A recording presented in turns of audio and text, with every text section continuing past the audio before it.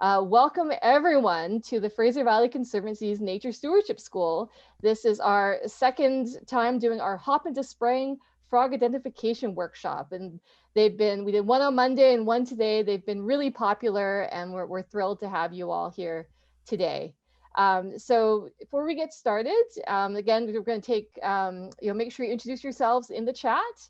And we're still letting more people in here, just for the moment. So for this, we're going to start the frog ID workshop. I think we're going to get started now.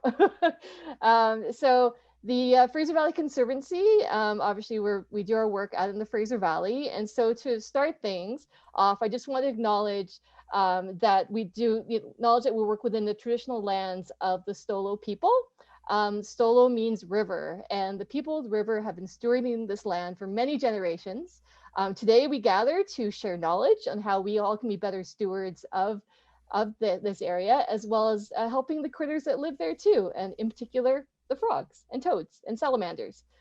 So great. Thanks everyone. So okay, now I'm gonna give a quick overview before I pass it over to the main event. So today, just our main presenter is going to be Aleesha Switzer. She's a project biologist with the Fraser Valley Conservancy. She's been working on frog conservation for over 10 years. She's truly an expert. Her expertise have been also working on protecting the endangered Oregon spotted frog. So Aleesha is going to be your main presenter, and I'll pass it over to her soon. Introduce myself. I'm Tamsin Baker. I'm the stewardship coordinator. I do projects like this. I run our Nature Stewards program, which is our landowner contact program. I'm going to be following the chat today and helping with the question period and just making sure things run smoothly. And also joining us here today, although you can't see her, but she is here, Joanne Nielsen, our executive director, is helping also make things run smoothly as well. So great. Just a reminder again, keep your microphones muted and your cameras off, and questions please in the chat as we go along. I'm sure you have lots of good questions. Now, probably a lot of you have heard about the Fraser Valley Conservancy. Some of you may have not. So just to let you know that we are the Fraser Valley's local charitable nonprofit land trust, and we have been since 1998. Our vision is to protect and enhance the natural areas across the Fraser Valley. We do this to benefit native species, like amphibians, their ecosystems, and also local communities. And our activities tend to focus on land stewardship, outreach activities, as well as land protection and securement as well. Of course, we have a website, so if you want more information, please go check out our website, and there's the address there. Okay, so now I'm just going to go over the agenda for today, and so we are going to finish at 8 o'clock, but so the first thing Aleesha Switzer, who's our biologist, is going to be giving the presentation.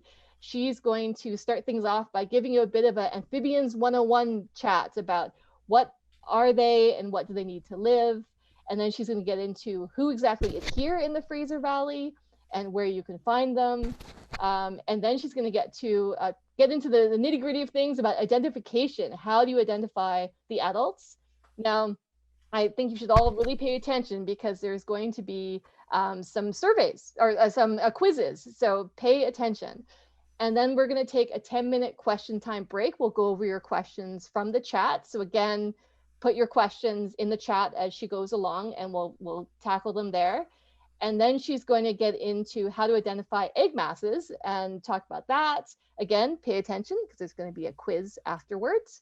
Then we'll follow up by more questions, and then we're going to wrap things up with ways that you can help our local amphibians, talk a bit about our Frog Finders program, and just where we're going next with everything. So so again, just to remind you, I'll have your microphones muted, camera off, questions in the chat. I think by now you've got it. So now, with no further ado, I'm going to pass things over to Aleesha Switzer, who's going to start our workshop. So over to you, Aleesha. Thank you so much. Hello, everybody. Thank you so much for joining us for Hop into Spring, our introduction to amphibians in the Fraser Valley. You should see my head floating around on your screen. And if ever I'm in the way of the pictures or the text on the screen, go ahead and just drag my head somewhere else if I'm in the way. Otherwise, you can adjust the settings so that I'm off to the side. Hopefully, I'm not in the way too much, but also I make a lot of crazy hand gestures, so I'm fun to follow at the same time anyway. So let's get into our Amphibians 101. So we'll start off with frogs and toads. They're some of our most classic amphibians. Amphibian comes from the Greek words both lives. And really, they live two kinds of lives, one in the water and one on the land. When frogs and toads lay their eggs, they develop into tadpoles, and those tadpoles breathe through gills underwater. Then they undergo this absolutely magical process called metamorphosis, where they grow lungs to allow themselves to live on land. And you may be wondering, what's the difference between a frog and a toad? Well, a toad is just a bumpier, rougher version of a frog, and they tend to be more terrestrial or found on land. Frogs and toads aren't the only amphibians we have around here. We also have salamanders and newts, and they lay their eggs in the water, aside from a few exceptions, which we'll get into later. But their metamorphosis can take two paths. They can turn into terrestrial adults with the ability to breathe through their lungs, or they can remain in this tadpole larva-like state. We call this neoteny. And you can have a huge adult salamander that looks exactly like a larva. Now, newts are kind of like the equivalent of a toad in the salamander world. They tend to be more bumpy, more rough, and they can survive in a little bit drier, more terrestrial environment. So those are the amphibians we have around here. Now, when you think of amphibians, you might think of them being slimy, and they're slimy for a reason. Amphibian skin is really thin, membranous, and it's permeable to water. That means they're absorbing everything that they touch. That's important because gas exchange, their breathing, is basically occurring through their skin. Their lungs aren't really well developed. They're kind of like an early evolutionary primordial lung. So their slimy skin, that mucus, allows them to be able to maintain that oxygen exchange that they need to breathe. So when frogs dry up, they can be really close to suffocating. And that leads us to, what do they need? What do amphibians need to live? Well, they need water. They need moisture. Water to lay their eggs, to develop from larvae, to undergo metamorphosis, but also places where they can stay moist, like a forest floor or next to a small stream. They also need places to hide from predators, both in the water and on land. So when you're in the water as a tadpole, as a little larva, or trying to lay your eggs, you need places in the water to hide, but when you come out on land, you need a diversity in the landscape to hide from predators as well. They need clean water and clean land to be able to survive. Now, when you think of your skin being permeable to everything you touch, imagine dropping something on your skin and it absorbing in. If a toad is trying to get to the wetland and walking through a lawn, let's say, any of the pesticides or toxins in that lawn gets absorbed straight into their skin. So to survive, they need clean water and clean land. They also need insects to eat as adults and healthy algae for the larvae. So frogs, toads, salamanders, newts, they do a really good job controlling insect populations as long as there are enough of them. And the algae that grows on the ponds is really important for the little larvae to eat. Finally, they need safe passage across different habitat types to complete their life cycle. So, as we'll see in a minute, not every amphibian stays in exactly the same spot year-round, so they need the ability to travel safely from one area to another. These are the basic fundamental things amphibians need. So who's here in the Fraser Valley? Well, we have 7 frog species and 6 salamander species. You'll see next to their names, there's also a list of their status. And that status is a reflection of how well they're doing out here in the Fraser Valley. You'll see that for our frogs, there are a couple species at risk. That means that they're at risk of disappearing if we don't take care of them better. There's also an endangered frog, the Oregon spotted frog, and that frog is on the brink of disappearing. You'll notice introduced and invasive species as well. I'm sure many of you have heard of the American bullfrog and its close relative, the green frog. So there's a diversity of species here in the Fraser Valley. And today we are going to learn how to identify each and every one of these species and their eggs. First, it's important to consider where we are and where we might look for things. So there are some species that are kind of generalists. They don't really care where it is they are, they'll make it work. You'll see those in the top left-hand side, the warm water generalists.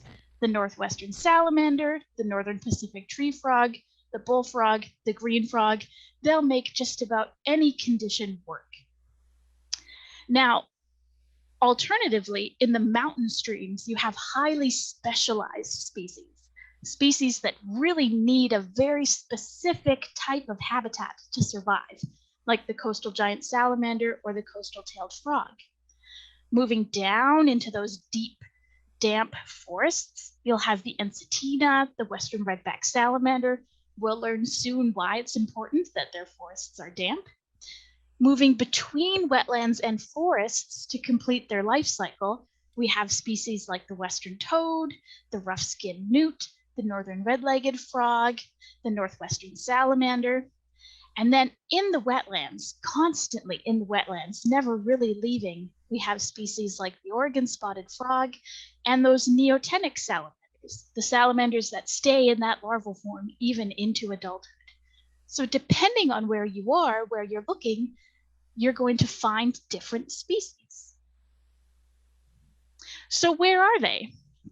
Looking at a map of the Fraser Valley, you can see that there are a variety of habitat types, but also where are all of the wetland habitats remaining, all of the wet areas remaining in the Fraser Valley? Well, the Fraser Valley sure has changed a lot in the last couple years, especially with the changing of the historic floodplain of the Fraser River, the draining, the diking to create all of this lovely agricultural land means we've lost a lot of that wetland habitat that the amphibians would have used. Sumas Lake would have been an amazing biodiversity bonanza for amphibians, but we no longer have that. So we find them where habitat remains. Places like Shiam Lake wetlands, certainly there's a lot of opportunity for amphibians there, but we also find them in places like this agricultural ditch in Abbotsford.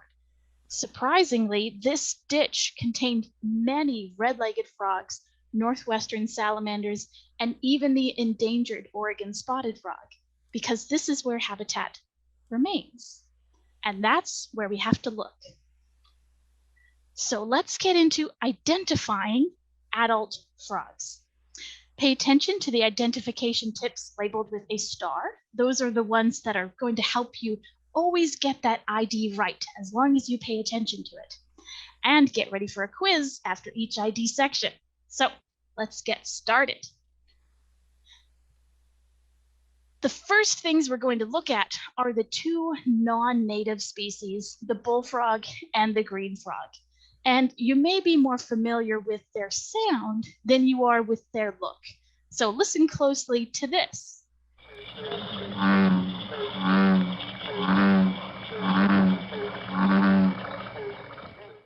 Have you heard that before? That boom, boom is the American bullfrog. And that is a sound of a non-native species that you'll often hear in the summer.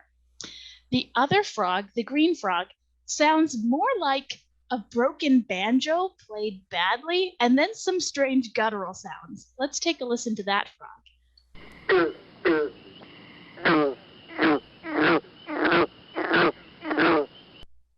So there's your bullfrog and your green frog, which, because they're so loud, that's often the first thing you'll hear to ID them.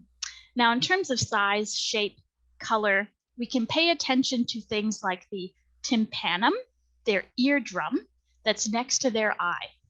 If you have a really big eardrum next to your eye, that's not a native species.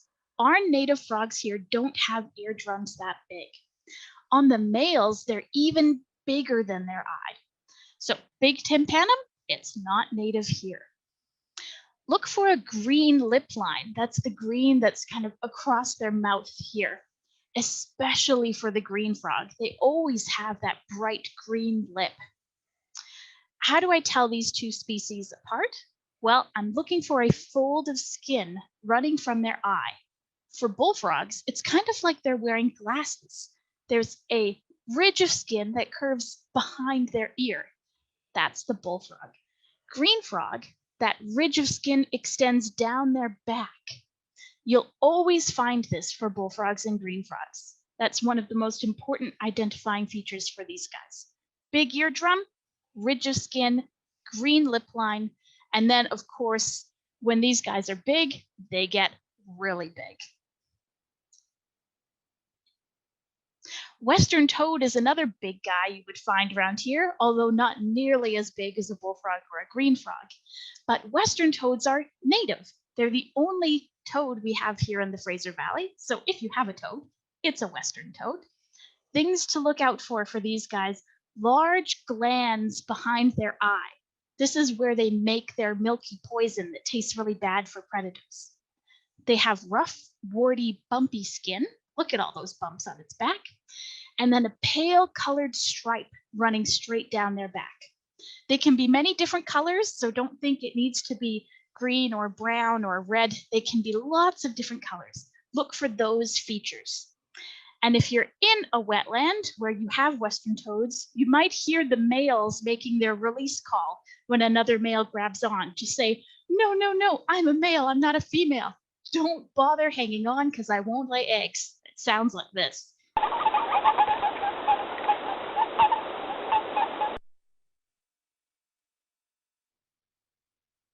Next up is our Northern Pacific tree frog. This is everybody's favorite classic ribbit frog. Here's a recording of one little guy chirping all by himself.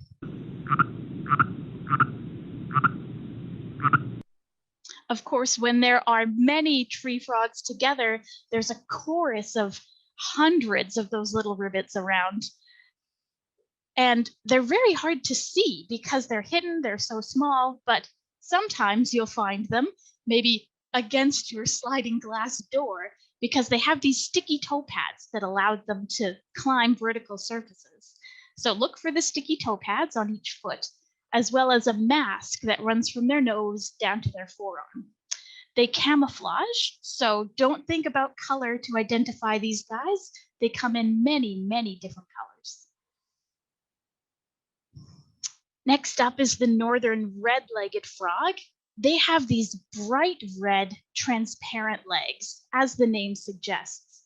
And you can actually see bone and muscle straight through these legs. Their back is covered in spots that look like ink blotches. And that's an important thing to keep in mind when you're trying to identify this species versus another. We'll get into that in a second. So spots on the back like ink blotches.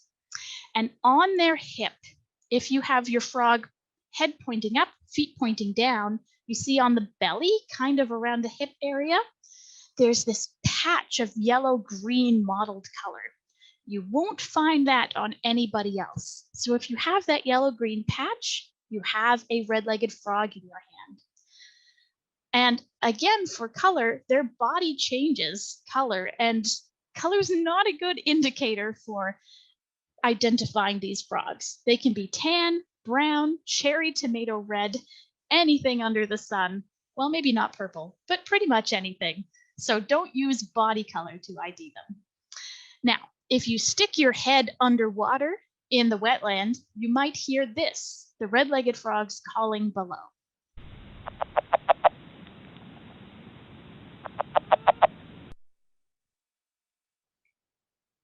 Now, a cousin of the northern red-legged frog, the Oregon spotted frog, at first glance looks very similar, but we have a couple things we can keep in mind to tell them apart. One is spots with a dark outer ring and a light center. Not blotches, but a dark outer ring and a light center. They don't have the yellow-green patch on their hip. You can see the frog body on the far right-hand side, head going right, feet going left. There's no mottled yellow-green patch on their hip. Their body can be dark brown to red to light yellow, depends where they are. So again, don't use body color, but as long as we're looking at those spots and that hip patch, we're going to be able to tell them apart from the red-legged frog. Now, these guys are breeding right now out there in the wetlands, even though it can still be quite a bit chilly in the water. But if you're in an Oregon spotted frog habitat, this is what you're going to hear.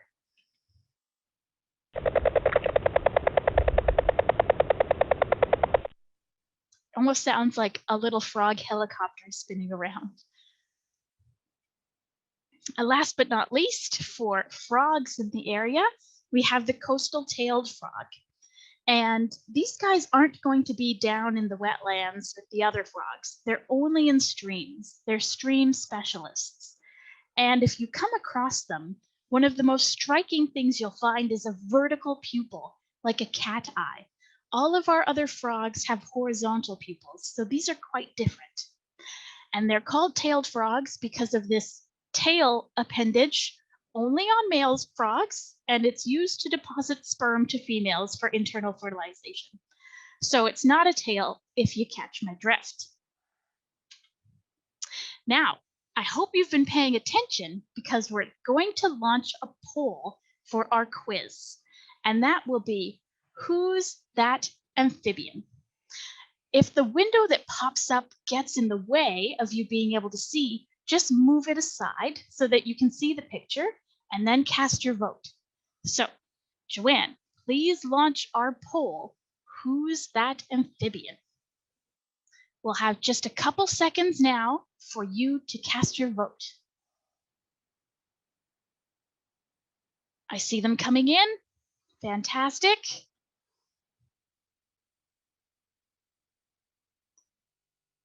Great, you guys are on the ball. You're voting really quickly. Just a couple of you left. All right, let's close the poll and share the results. Okay, so 88% of you said that this is a Western toad, and you are correct. Look at that bumpy skin, the big gland behind the eye, and the stripe running down the back. That is indeed a Western toad. On the juvenile, that stripe is a bit harder to see, but once it gets older, it will have more of that defined stripe. So yes, indeed, Western toad. All right, quiz number 2. Who's that amphibian?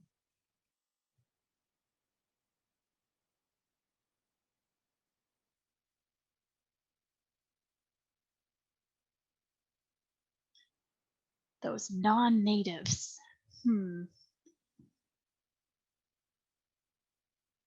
Or was it? Again, if the box is in the way, you can drag it to the side so you can see the picture. Couple more seconds here. All right, let's close the polls. We'll see what we got. 73% of you said green frog. Another 6% said green spotted frog, which isn't a frog, by the way. But yes, green frog. Now, why is this a green frog and not a bullfrog? I will tell you. It's because of that ridge of skin running down the back. Now, you'll see the juvenile, it's a little bit harder to tell because it doesn't have that massive eardrum, right? That big eardrum shows up when they're an adult a lot more clearly. As a juvenile, I'm looking for that bright green lip line and the ridge of skin running down the back. That is how I know it is a green frog. Well done, everybody. All right, now let's get into identifying adult salamanders. And we'll start with the Roughskin Newt, the only newt we have in the Fraser Valley. And like I said with the toad, the newt has rough, bumpy skin. That's how I know it's a newt. And our Roughskin Newt is no exception. Don't let the color on its back be what is helping you identify them. Again, their color of their body can change depending on where they are or where they've been growing up, from dark brown to black to a light tan. But they have this brilliant orange underbelly. That's their warning to predators that they're toxic. So this brilliant orange underbelly, rough, bumpy skin, that's what you're going to use to tell that it's a newt. And one of my favorite things about them is their really cute little golden eyes, which they also have when they're larvae. I think it's just adorable. Next up is the Northwestern Salamander. And this is one that a lot of people tend to see. They're quite abundant in the Fraser Valley, and you'll most often encounter them in their terrestrial form, the form that looks a bit darker here. It's more rare to find them in their larval form or the neotenic form. You'd have to go out and get your hands wet, go out looking for them, or trap for them, as I did here. But to really tell that adult apart from the other salamanders you'd find on land, you're looking for a big gland behind its eye and ridges or grooves that look like ribs along its body. So Northwestern salamander, big gland behind the eye, ridges along its body. And the adult in the neotenic form looks just like the little larva, but massive. All right, now Western redback salamander. So don't let the name red-backed salamander make you think their back must always be red. The color varies from yellow to green to red. So it's more like Western smoothback salamander, because that's what we need to keep in mind. The stripe on the back is smooth with clean edges, like a nice paintbrush came down its body and painted that line. Now, when I think of these more terrestrial salamanders in their ID, I'm thinking of Play-Doh salamanders, because when I say body and tail are flat, imagine the salamander in my hand and squishing it like Play-Doh. That's what it looks like. It has been flattened. Let's compare that to the long-toed salamander. Now, the long-toed salamander can have color on its back similar to the Western redback salamander. So we're not going to look at color. We're going to look at the stripe down its back being jagged and patchy, not this beautiful smooth line of the Western redback, but jagged and patchy. And their tail for Play-Doh salamander looks like it's been pinched, not flattened, but pinched.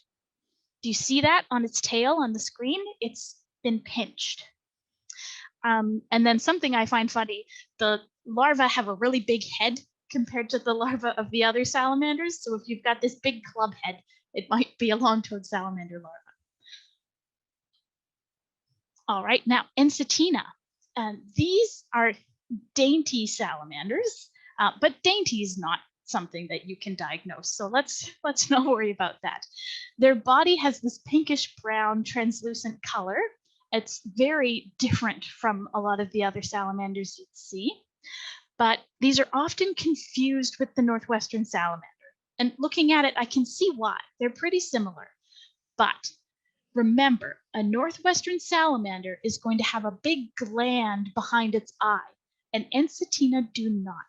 They have just a smooth head.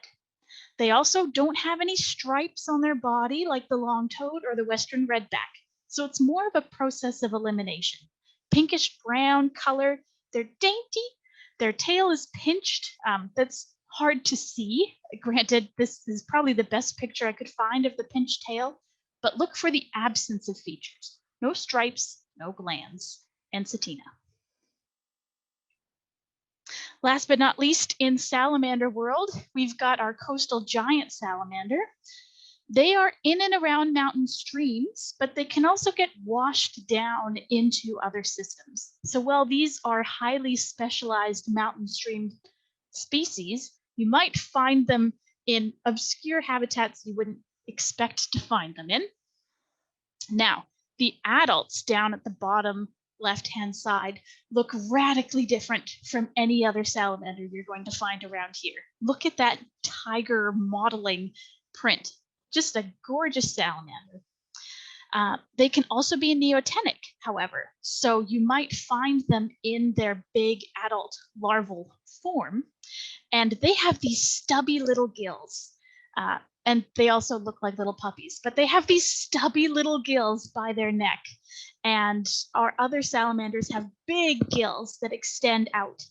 So if you have stubby little gills and a shovel-faced head, you've got a coastal giant salamander. Imagine being in a stream system with water running with a lot of oxygen in it, nice cool water. You only need stubby little gills to get the oxygen you need to breathe. Okay, so it's time for our salamander quiz. Are you ready? Who's that amphibian? We'll get Joanne to launch the poll. Thank you, Joanne. Who is that amphibian?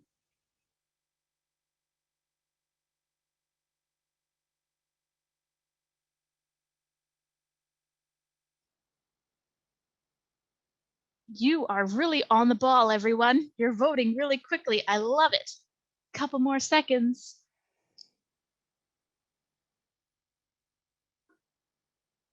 All right, let's close the polls, see what we've got. Okay, 79% of you said Western redback salamander. And why did you say that? Maybe it's because the stripe running along its body is smooth and it is flat. Smooth, clean stripe with a nice paintbrush and a flat body. That is a Western redback salamander. And its back doesn't have to be red to be a redback, because there's no such thing as a Western yellowback salamander. All right.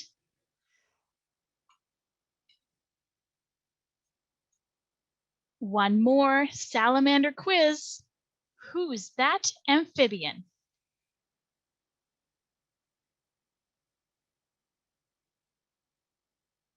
Who could it be? That salamander I did see. Can you help me guess this mystery? Please vote for your salamander now.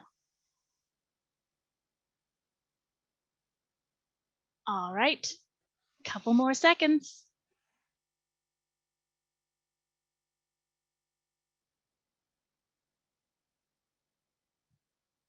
All right, let's close the polls. 68% of you have said Northwestern salamander. Some of you answered that it's a trick question. It's not from here. It sure is. This is a Northwestern salamander. Now, I see a couple of you have voted Ensatina, and that's a really common mistake to make because it does kind of look pinky brown in this picture, doesn't it? But look at that big gland next to the eye, right behind the eye. You can see the picture on the right. It's secreting this white milky toxin that makes it taste really yucky to predators. Those glands, those poison glands, are only found on the Northwestern salamander. If this were an Ensatina, it would have a smooth head. So lots of grooves along the body, those glands behind the head, Northwestern Salamander. You guys did really great. And that means that our adult identification section is complete. Next up, we have egg mass ID. But for now, let's get some questions going. Yes, thanks, Aleesha. Hi, everyone. I'm back. It's question period time. We've got about 10 minutes to answer your questions. So if you have some of them, please put them in the chat. We have a couple already, Aleesha, so I'm going to put you on the spot here. Okay, so first question is from Doug. He asks, what factors determine whether or not an adult remains neotenic? That's a great question. So if you are a salamander and you're born into a pool that's going to dry up, you will be triggered to undergo that metamorphosis to become a terrestrial adult. But in systems where there's permanent water, a proportion of the population can stay neotenic and a proportion can become terrestrial. And I often think of amphibians as kind of the homemakers and the explorers, or the stayers and the goers. You'll have some that stay if it's a good site, they stick around, but some always have that drive to go and explore and find somewhere new. And those need to be terrestrial so they can go off and explore. So some population stays, some goes. It depends on the water availability. In a pond that dries up, everybody goes terrestrial. Great. Yeah, we have I think it's a really interesting question here from Marina. Do salamanders vocalize at all? The ones around here I've never heard, but I know some coastal giants have been known to bark. I've heard a little barking sound. I've never had a barking salamander in my hand, but in terms of calling for breeding, for attracting a mate, they don't do that. They actually use kind of a chemical signaling or a release of chemicals into the water. And you'll find all of these salamanders congregate based on where the chemical signals are coming from, not like the frogs who are calling to attract each other. So yes and no, not for breeding, but some barking for coastal giants. Apparently, I've heard that too, but again, never heard one. If you have, let us know in the chat. Okay, next question is, are there any extinct or extirpated amphibians from BC? And you might want to explain what extirpated means. Right. So extinct versus extirpated. Extinct means that the entire species is gone around the globe. This species no longer exists. Extirpated means that locally the species is gone, but there are populations elsewhere. So it's not completely gone globally. In terms of amphibians that have completely disappeared from the Fraser Valley, I would say not that I'm aware of, but we do have a herptile, or another related, so a reptile. The western pond turtle is extirpated from the region. So no amphibians, but in the herptile family, yes. Yeah, the only native turtle we have here is the western painted turtle. Mm-hmm. Yeah. Okay, and then we have a question here of, can they reproduce in the neotenic state? Yes, they can, yes. So you can reach sexual maturity as a neotenic salamander, even though you have your larval characteristics, the gills and the same type of tail, the blotchy pattern, they do reach sexual maturity. So they're fully functioning adults in that. Yeah. Okay, and then this is a question about habitat. Do the forest-dwelling salamanders have a preference for coniferous or deciduous forests? Depends on the salamander. I would say, I think it's more about the type of forest and the characteristics that the forest has in terms of its ability to maintain moisture than it is the specific trees, as much as I'm aware of. But I think it depends on the salamander, and when it comes to where we are in the Fraser Valley now, more what's left and what's available with all of the different features required than selecting a perfect preference if that makes sense. Because you can find salamanders in deciduous forests. I mean, as long as they have the rotting wood and that kind of thing. So yeah, I mean, they can be found in both, but probably depends on the species. Some prefer, you said, more the older, moister forests, the mountainside ones, like the coastal giant salamander, for example, in the Chilliwack River Valley. Yeah. Okay. Do predators such as fish affect whether they remain neotenic or become terrestrial? What a great question.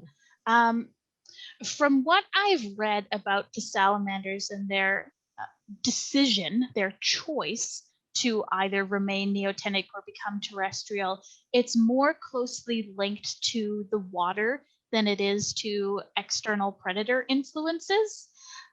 But that being said, I'm sure there are more factors that go into that decision than we are aware of or than we understand. And evolution can really drive these choices to change. We've seen that with different patterns in Oregon spotted frogs and flight distance in relation to whether bullfrogs are there or not. So species are currently evolving and making choices based on their situations. So while water level plays a factor, maybe predation could too, but not from what I've read right now. Great. Well, we've come to the end of the questions here. I think it's time to get you can go back to your next section, but I'll just say there was a comment, someone recognized your Zaboomafoo tune that you were singing. Yes. Should I sing it again? If there's another quiz, maybe you should. Okay. So with that, I'm going to encourage everyone, put more questions in the chat as we go along. We're going to have one more question period, so please do that. And with that, I turn it back to you, Aleesha. All right, let's go. It's time for egg mass identification. And now is a great time to learn egg mass identification because it is spring, it is amphibian breeding season, and these egg masses are going to be out and about. So let's learn how to ID them. 9 out of our 13 Fraser Valley amphibians breed in wetlands, ponds, lakes, or other available water sources. That water can be permanent or ephemeral meaning it dries up. And to tell those 9 apart, we can look at the size, the timing, the structure, the location, and we're going to do just that. But what about the other 4? What do you mean only 9 out of 13 breed in wetlands? Well, we have some oddities here in the Fraser Valley. We have some terrestrial breeding salamanders and some stream breeding amphibians. So let's get these oddities out of the way first. So our terrestrial breeders, the Ensatina and the Western redback salamander, lay their eggs completely on land, under logs, in woody debris, in moist forest habitat, and they're guarded by the females until they hatch. So for these species, it's not so much about identifying their eggs as it is identifying the adults guarding the eggs. That's kind of cheating, but that's okay. They hatch into tiny salamanders, completely skipping their larval stage. And you might think, well, how does that work with metamorphosis and going from gill breathers to lung breathers? Well, these are actually lungless salamanders. They don't have lungs at all. All of their oxygen exchange is occurring through their skin. So they need moist forest habitat to live, and that's it.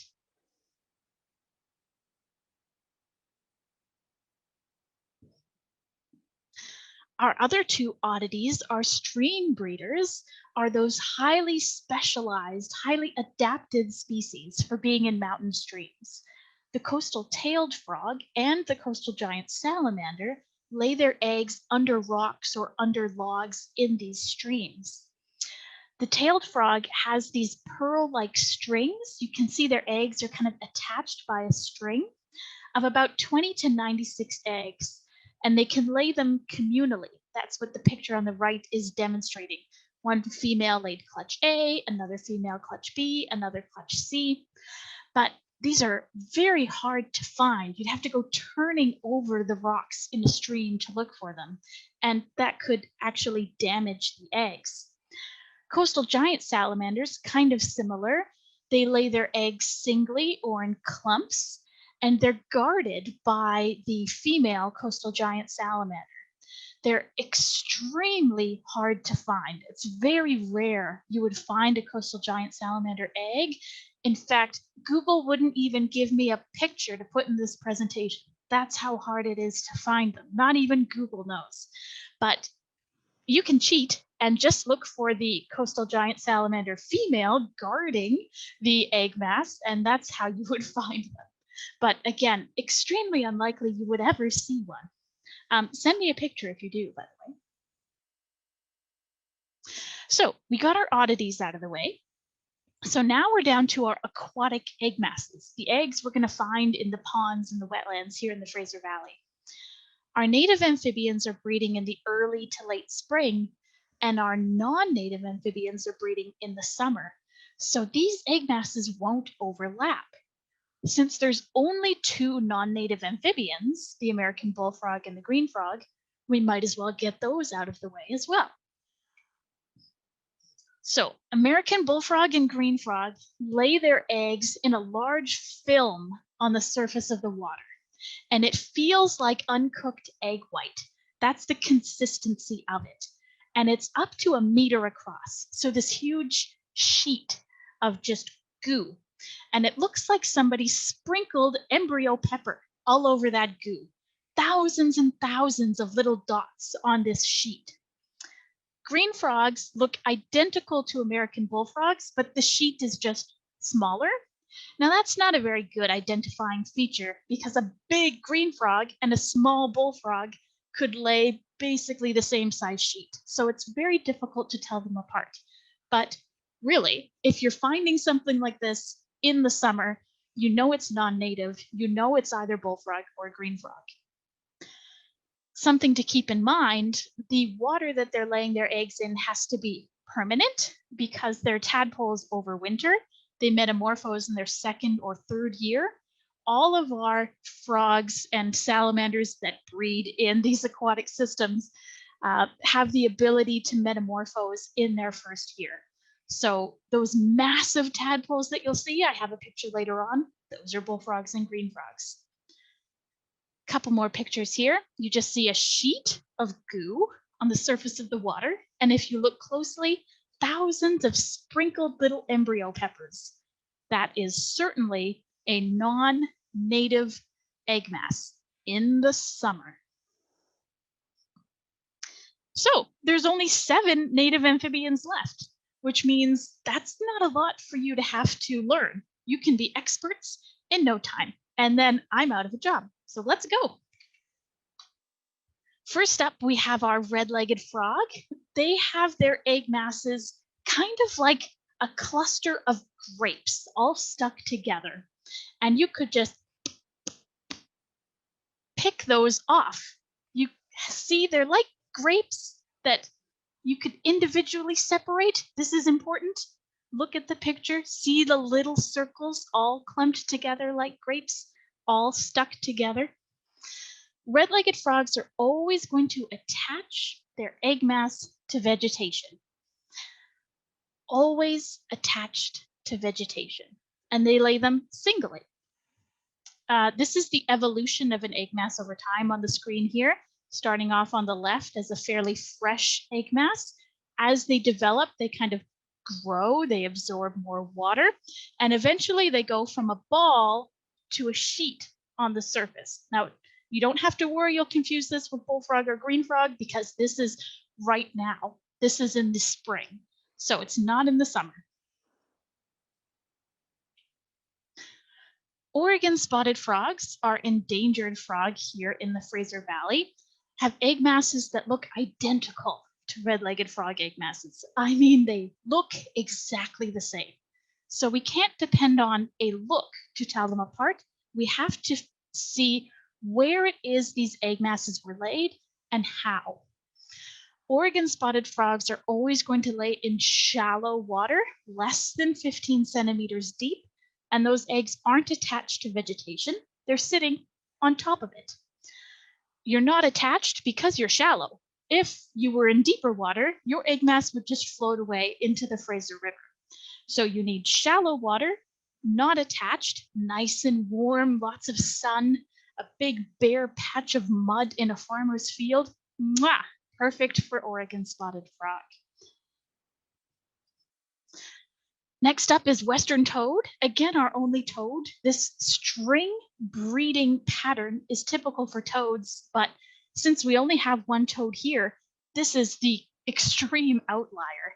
These long strings of up to 20,000 eggs are characteristic of this species and their explosive breeding habits. The picture on the left, if you look really closely, there are actually hundreds, if not thousands, of strings all together along that shoreline. And these toads are communal breeders. They'll come together and lay all these crisscrossing strings everywhere. Next up, the Northern Pacific tree frog. Think tiny frog, tiny egg mass. I'm thinking the size of my pinky. That's how big you're going to get an egg mass for the Northern Pacific tree frog. And it's like a miniature version of the red-legged frog. It's attached to vegetation. The eggs are all clumped together like grapes. You can pluck them off the surface together. And if you see something super small with lots of little embryos in there like that, that's your tree frog. Now, the Northwestern Salamander egg mass is one that you're most likely to see if you're looking in a pond that could have amphibian eggs. They're big, they're hardy, they're in your face, visible egg masses. And an important thing to keep in mind for salamander egg mass ID is this halo. Look at the bottom right-hand picture. Around each embryo, there's a small halo, a small transparent circle around the embryo. That is contained within a larger jelly ball. This is characteristic of a salamander egg mass. Frog egg masses do not have a little halo within a larger jelly. Halo, bigger jelly, salamander. So how do I know this is Northwestern salamander? Because that jelly is thick, it's hardy, it has structure to it. You could squish it. Not that you should, but you could squish it. You'll often find them turning green because they start to grow algae inside of them, but naturally they're clear, like the one in my hand there in the center. Next up, another salamander egg mass. So look at that picture in the center, the more yellow one. If you look closely, there's the embryo, a halo, and then a bigger jelly. Long-toed salamanders have individual circular jellies all stuck together. You could have just a couple, 1 or 2 embryos, or you could have quite a few, like some of these other pictures. It's not a Northwestern because that jelly ball isn't hardy. It's not squishable. It's individual circles around each embryo, but they're stuck together.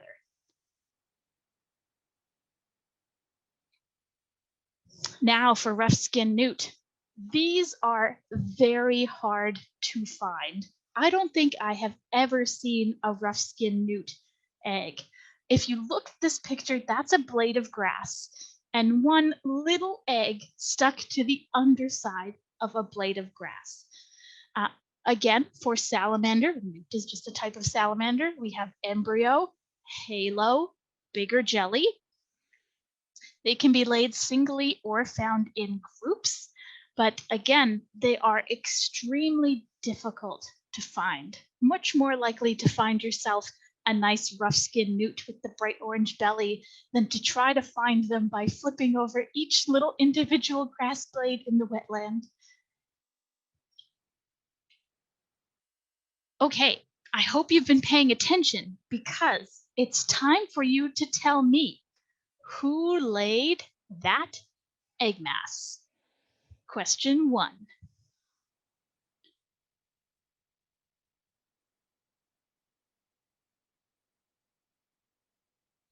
Do, do, do, do, do, do, do. Is Jeopardy or is it Boomafoo preferred in this instance? I'm not sure.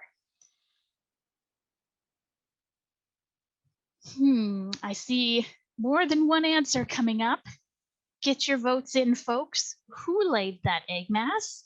Again, if the box is in the way, you should be able to drag it off to the side or minimize it for a second so you can take a close look.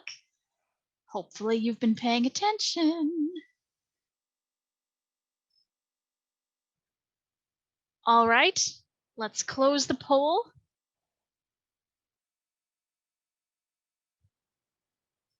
So 84% of you said Northwestern Salamander. And why did you say that? Why not red-legged frog like the other 13%? Well, if you look at the picture on the left, you might think maybe that could be a red-legged frog. I'm not quite sure. That's why I picked it up with the picture on the right. And the picture on the right shows you an embryo, a halo, and a larger containing jelly.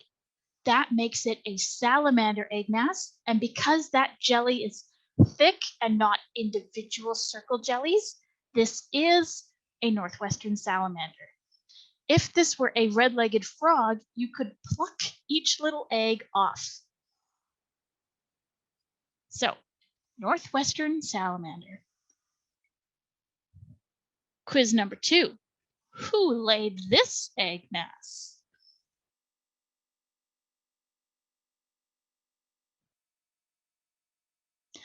I remember the day I took this picture. It was a lovely day. The sun was shining, the frogs were singing. Everything was perfect.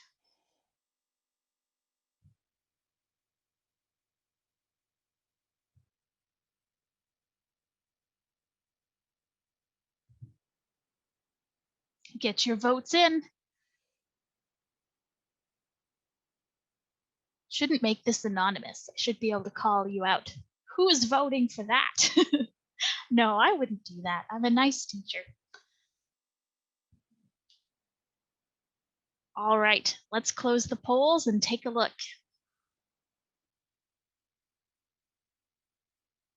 So just crawling into first place at 42%, we have the northern red-legged frog. A lot of you have voted for green frog and a couple Oregon spotted frog. I can see why. I can see what you're thinking. You're thinking that looks like a sheet of goo on the surface, right?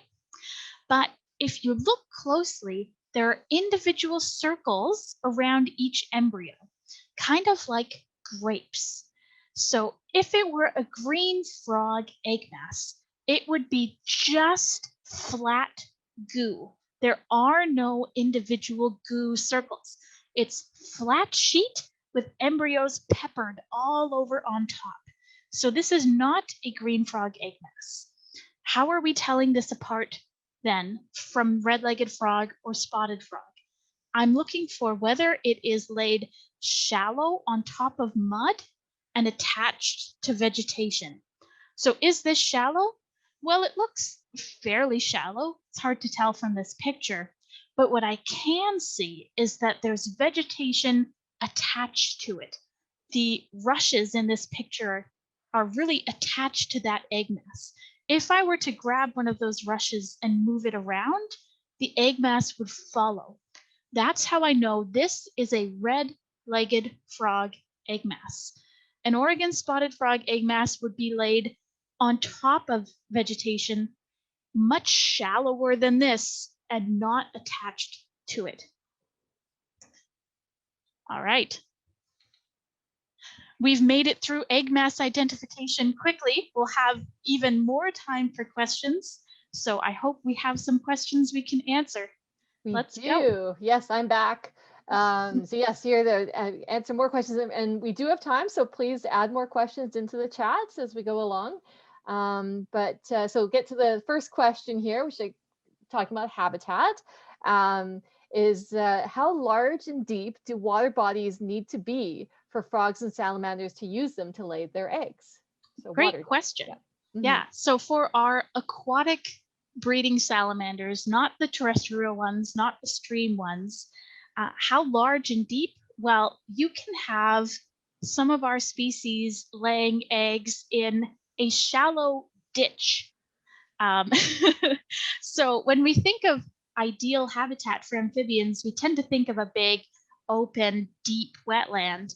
But in fact, as long as you have water that will stay there until early summer, early midsummer, before it completely dries out, you can metamorphose into a froglet, a toadlet, a terrestrial salamander, and get out of there to find more water. So a shallow ditch, an ephemeral wetland, one that dries up, doesn't need to be very deep. As long as it has enough oxygen in the water and it stays around long enough that you can undergo metamorphosis, it's good enough. Well, isn't it true that some of them will lay their eggs even in swimming pools? For sure, yeah. Or on pool covers, you'll find people going in the surface of what's collected in the rain barrel. Like, as long as there's water and it can stick around long enough, that's what you need to go through metamorphosis. If we're not saying, we say it's good to cover your pools. You don't necessarily want them breeding in your swimming pools. No. Okay, so then we've got some questions, which I'm sure you won't be surprised we got questions on this, have to do with our non-native frog species. And the sort of two questions we're going to sort of put together here a little bit. So the first question has to do with, what do you do if you find non-native frog spawn? But then also, are there any programs that you know of in the province that are dealing with invasive frog species? So essentially, how are we dealing with these invasive frogs? Right. So unfortunately, the bullfrogs and the green frogs are fairly well established in the Fraser Valley, and it is extremely difficult to completely remove them. They are able to go quite a large distance, 4 to 6 kilometers over land, to find a new spot. So even if you control them here, as long as there are more frogs within 4 to 6 kilometers, they will come back in. So it's something that needs to be considered on a case-by-case basis, especially with the Fraser Valley Conservancy's motto of improving habitat and improving conditions for our native species. We don't recommend that people go out and try to just control these bullfrogs or green frogs willy-nilly.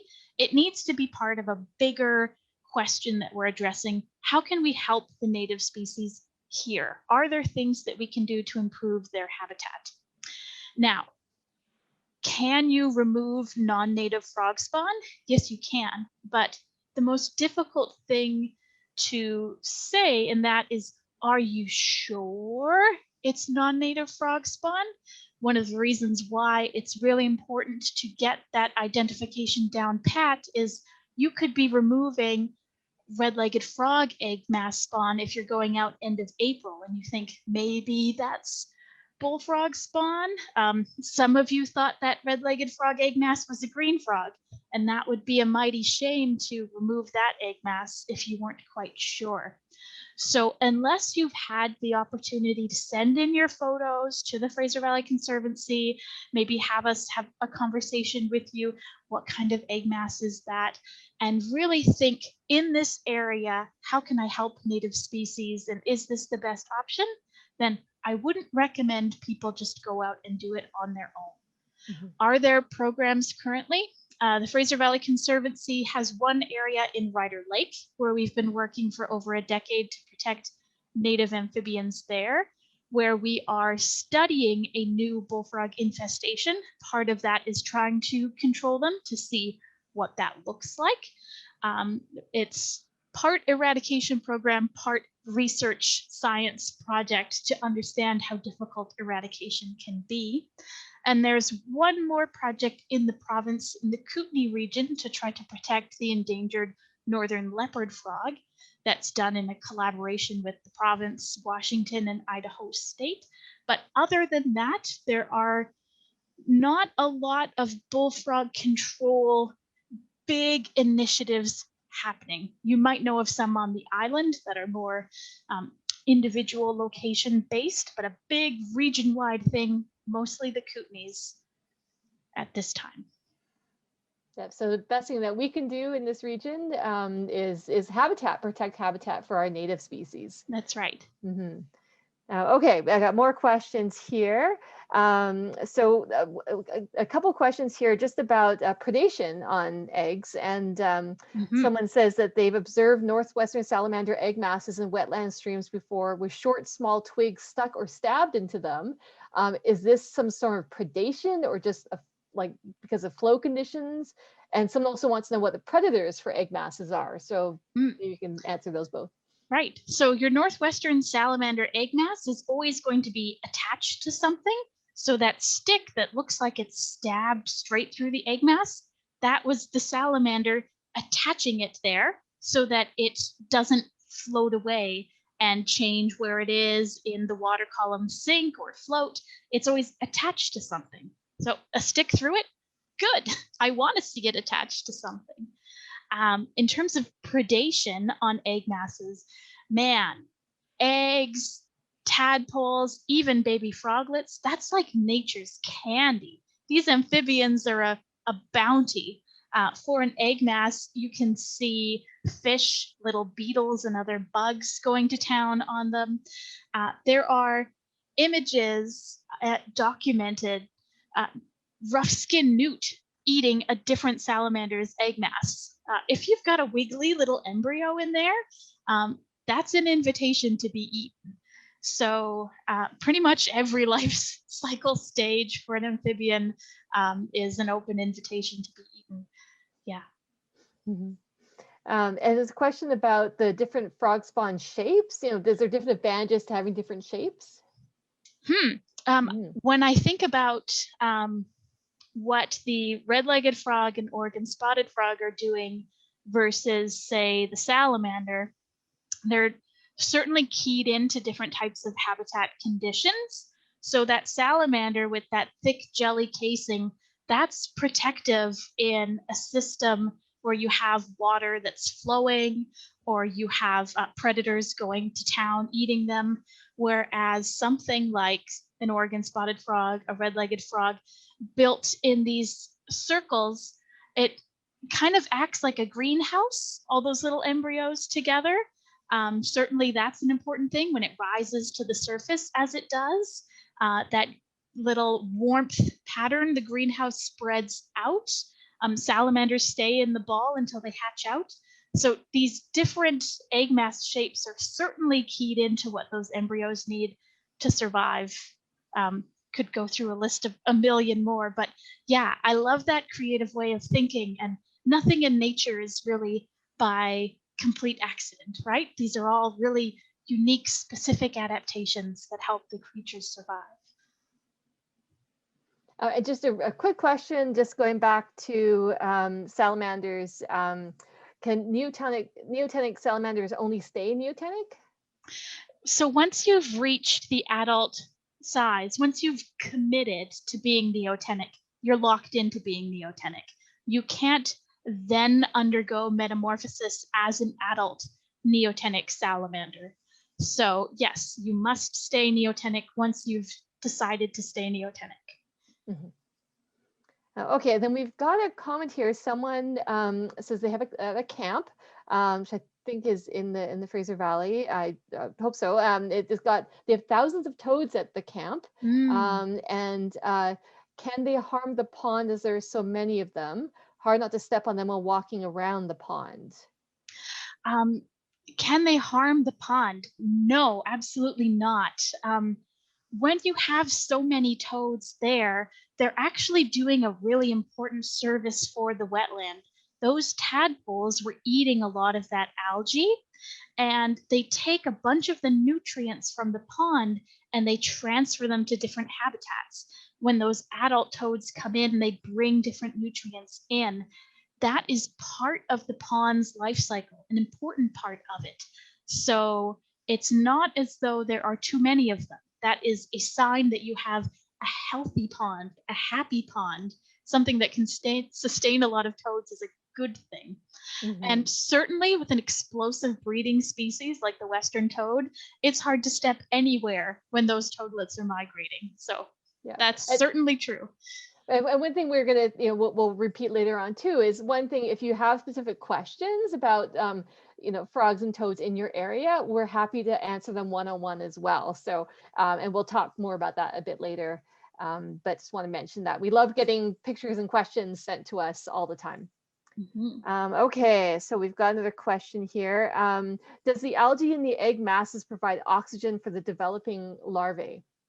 That's an interesting question, and something we wanted to research more for the Oregon spotted frog in particular. That's where my expertise is.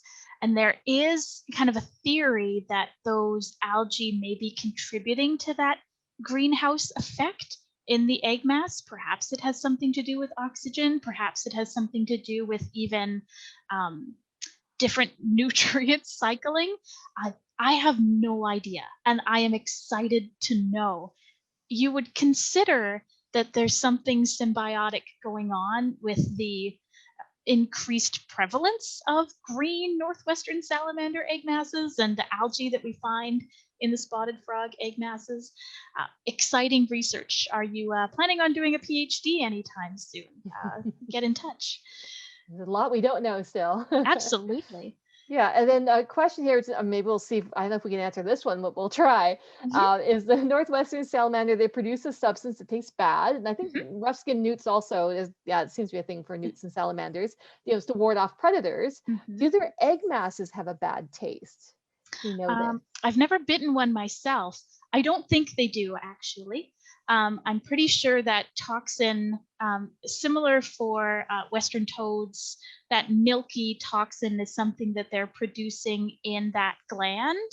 And I don't believe that the embryos are producing any sort of similar toxin. In fact, I'm fairly certain that they're not.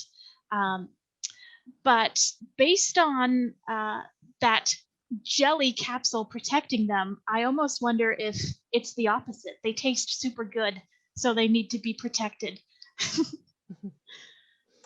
Great. And then so we have a great question. The timing is great on this. I think we're going to wrap up these questions for now, about field guides on native amphibians that you'd recommend.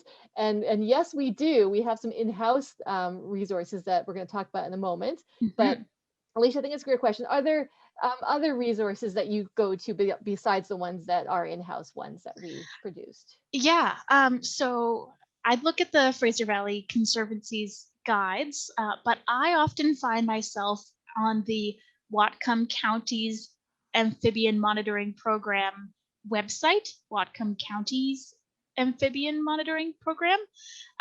They have similar, so that's in Washington, similar species to what we have here, similar habitat conditions, and a lot of great information on those species, a great team of folks.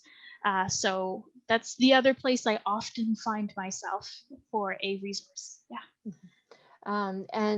Just, I see one last quick question, and then we'll get more back to the ID. And just back to the egg masses, do they have any harmful substances? I mean, would they, no, we don't. No. I don't believe so. No, I don't think that toxicity is a defense for egg masses here locally, especially. Yeah, that has never come up. It's more of an adult type of thing. Those rough-skinned newts with their toxin where they're fatal if you eat them, don't eat a rough-skinned newt, or the Western toad, the Northwestern salamander with their milky toxin that tastes really bad and makes your tongue and fingers go numb. Not that I would know, but not an egg mass specific thing. And I see that Joanne has put in the link to the Whatcom County, the resource you're talking about in the chat, so you guys can get it from there. Thanks, Joanne. And now I think, Aleesha, we're going to share. Is this when we do our? Yes. You have them loaded up, right, Tamsin? Yes, I do. So one thing, so now we're going to share with you that we do have some in-house resources, some ID guides that you are PDF'd on our website. So you can go look at them for free. We have hard copies as well. And they summarize fairly nicely a lot of what Aleesha has talked about here today. So if you forgot to take notes, this should put you on the right path, although maybe not quite as detailed as Aleesha was, but very handy. So I'm now going to share my screen and show you these guides.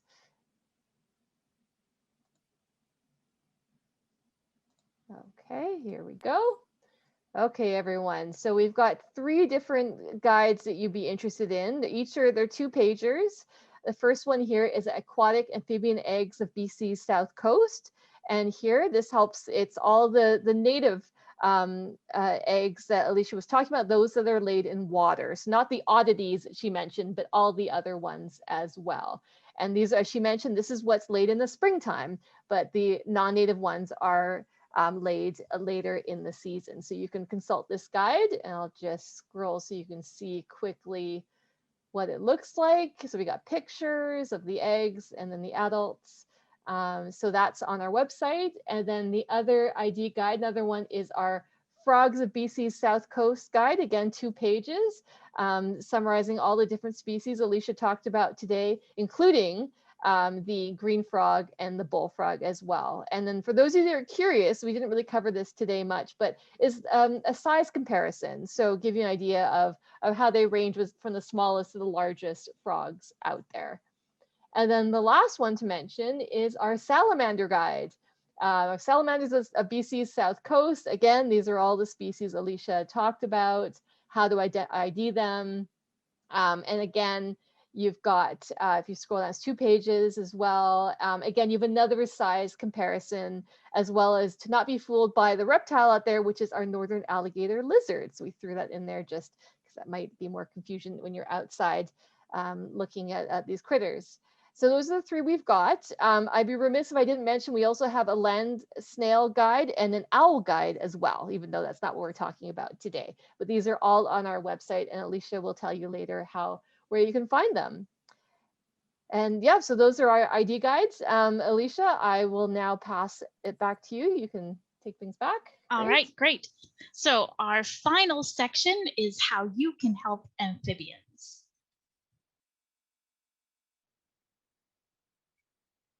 So there are 3 things that absolutely anyone can do. Number 1, never move amphibians. Number 2, create healthy habitat. And number 3, share your sightings with frog finders. So number 1, never move amphibians. Don't move, collect larvae, adults, eggs, tadpoles, any life stage for amphibians. And I'll tell you why. You could introduce invasive species. So the tiniest little tadpole could turn out to be a giant monster tadpole like the one in my hand there. That's an American bullfrog tadpole. And if you don't know what you're collecting, you could introduce invasive species to a new area. You could spread deadly diseases. You may have heard of the chytrid fungus that is causing amphibian declines around the world. There are many other diseases that are being spread through the pet trade, and these are something that we can spread if we transport an amphibian from one area to another. So no, it's against the law to move or collect our native species and to transport these invasive species also. And this includes raising things in a tank. And I know so many of you have fond memories of going down to the local pond, collecting some tadpoles, raising them up at home in a bucket or a tank, watching them metamorphose, seeing the beauty of life. But with everything that's going on in the world today, the invasive species, the diseases, the pressure on native species already, raising in a tank can actually do a lot of damage to native species. It changes the bacterial communities on their skin. It could make them more susceptible to illness when they're released back out into the wild. It changes their diet and their ability to hunt for themselves. What they're eating is different. So the best place to watch metamorphosis occur is really in nature. Go down to the pond once a week and check up on them, but do not take them home and raise them in a tank. Number 2 is create healthy habitat. So amphibians are the canary in the coal mine for the Fraser Valley. If the amphibians aren't doing well, that's a sign that there's something off in the environment. So how can we help? We can avoid pesticides and herbicides. Remember, they're absorbing everything that is touching their skin, everything in the water. If you're a little toad walking through the lawn and that lawn is sprayed with a bunch of herbicide to get rid of the yucky weeds, you're actually getting rid of the little toads. They're absorbing that into their bloodstream. Embrace a messy yard with logs, leaves, and native plants that's going to provide shelter, insects to eat, somewhere to hide from the bird coming down, somewhere to hide from Kitty out in the backyard. Don't think of your yard as messy. Think of it as nature friendly.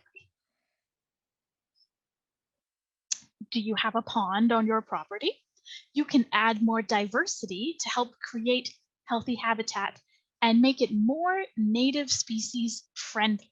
This is particularly important when we're thinking about bullfrogs. Remember, we were saying, what's better? Just taking bullfrog spawn out of the pond or creating more habitat opportunities for native species? We're probably never going to get rid of bullfrogs, but what we can do is provide more opportunities for our native species to thrive. So add some shrubs, add some logs, make your pond more diverse, and you will have more biodiversity. And finally, number 3, share your sightings with frog finders. So we want to know where you've been seeing amphibians. Do you know a special place where there's a lot of amphibians, particularly native species? But maybe do you know a place that didn't have bullfrogs last year but suddenly has bullfrogs now? Does your property have frogs and salamanders and you're curious about who it is, what's there, and how you can help them? Your observations can contribute to amphibian conservation in the Fraser Valley. We don't have a lot of information about where these amphibians are. We need people like you who know how to identify them, know where to look for them, and are interested in helping us protect them. So all you have to do is go to fraservalleyconservancy.ca/frog-finders, and you'll see something that looks like this. It's a really simple form. It only takes a minute to fill out. You don't have to sign up or register or anything like that. I don't want your birth date and your social insurance number. I just want to know where you saw a frog. So upload a picture or a video. If it's a call, an audio observation, you can add that as well. And then you drag the little marker on the map to tell us where you saw it. And that's it. You push submit. And that helps us to understand where are the amphibians in the Fraser Valley and how can we help?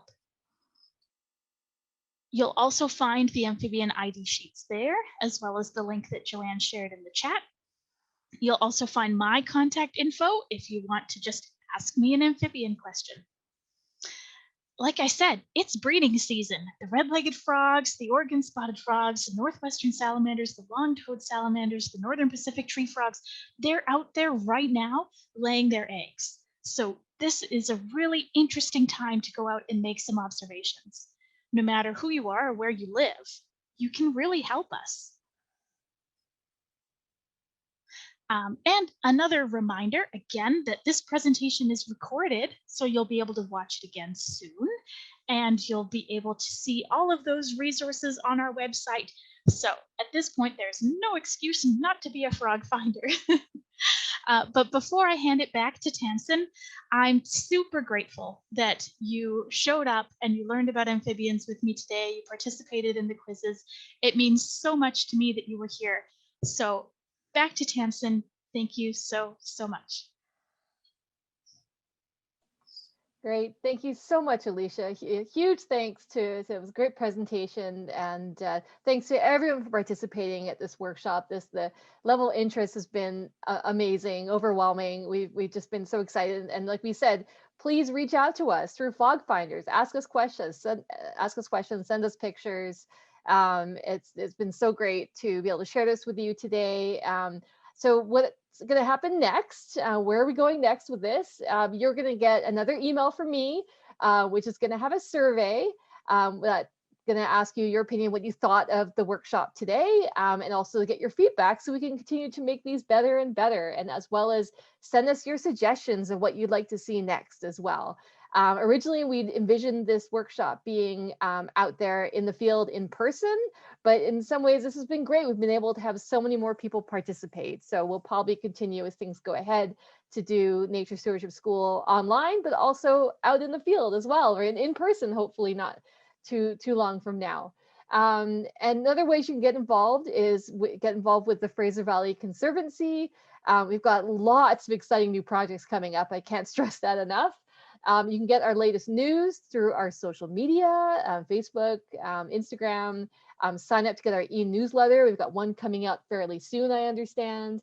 Become a member. It's only $10. It just shows how much you support us. We love our members. And also volunteer. You can sign up as a volunteer too. We're obviously our volunteering has been limited the past year, but we're hoping that's going to change soonish. So please, if you haven't signed up as a volunteer, please do that. And you can check out our website for information and resources. I saw Joanne had posted some of the links to the ID guides and the frog finders, and I'll resend that in the email I send out as well. So if you have any questions, send it to us. And then last thing, Aleesha had mentioned adding habitat to your yard. Want to just mention that we have an upcoming plant sale in May. We do this twice a year, where you can get your hands on native plants to add to your garden that can help our local amphibians, birds, butterflies, hummingbirds. Anyway, so that's coming up soon as well. And that is it.